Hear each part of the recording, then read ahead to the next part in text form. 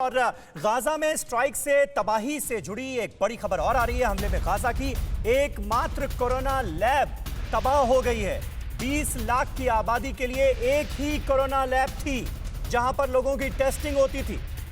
अब उसको भी तबाह कर दिया गया है। इजराइल की तरफ से जो गोलाबारी हुई उसमें ये लैब भी तबाह हो गई है। एयर स्ट्राइक में कई अस्पताल भी तहस नहस हुए हैं। तो हम जिन बातों का जिक्र कर रहे हैं, देखिए दोनों तरफ से नुकसान हो रहा है। दोनों तरफ से जो हमले हो रहे हैं उसमें बेकसूर बेगुनाह लोगों की जानें जा रही हैं, मासूम लोग मारे जा रहे हैं। और ऐसे में इंटरनेशनल कम्युनिटी भला कैसे चुपचाप देख सकती है।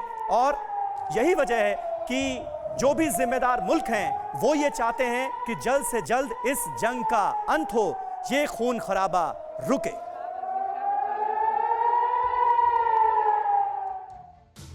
और गाजा का बैटल ग्राउंड, इसकी हकीकत क्या है ये हम आपको बताते हैं। 20 लाख लोगों पर कैसे इस वक्त संकट मंडरा रहा है ये जरा समझिए।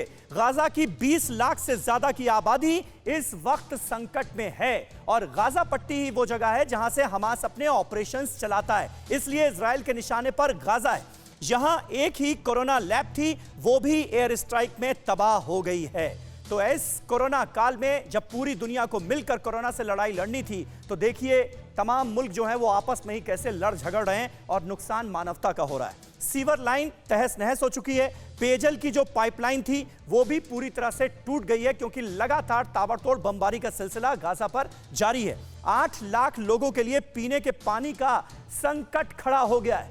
तो देखिए किस तरह से ये जंग जो है ये मानवता के खिलाफ साबित हो रही है। ये आपको अंदाजा होगा, हमले में कई अस्पताल पूरी तरह से तबाह बर्बाद हो गए हैं। 20 लाख लोगों की जान पर आफत आई हुई है। जंग से 6 लाख छात्रों को स्कूल छोड़ना पड़ा है।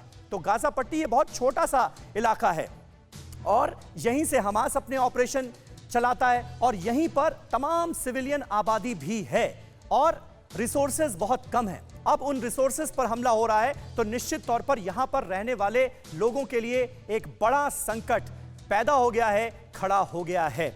हमारे साथ मनीष झा इस वक्त मौजूद हैं। मनीष, अंजाम आगाज हुआ लड़ाई का, क्या हो रहा है ये भी हम देख रहे हैं। अंजाम क्या नजर आता है?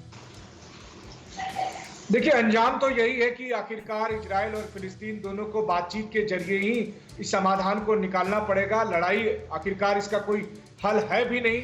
हाँ, दुख इस बात को लेकर है कि इस दिशा में जो प्रगति पिछले साल हमने अब्राहम अकॉर्ड के तौर पर देखी थी, जहां पर इजराइल सऊदी अरब के साथ, यूएई के साथ, बहरीन के साथ अच्छे संबंध बना रहा था, तब ये उम्मीद थी कि वहां पर अरब देशों के बीच में एक आम सहमति बनेगी, क्योंकि ये मसला सिर्फ इजराइल और फिलिस्तीन का नहीं है, ये मसला पूरे अरब देशों का है, खाड़ी देशों का है और सबको मिल बैठकर इसका समाधान निकालना पड़ेगा।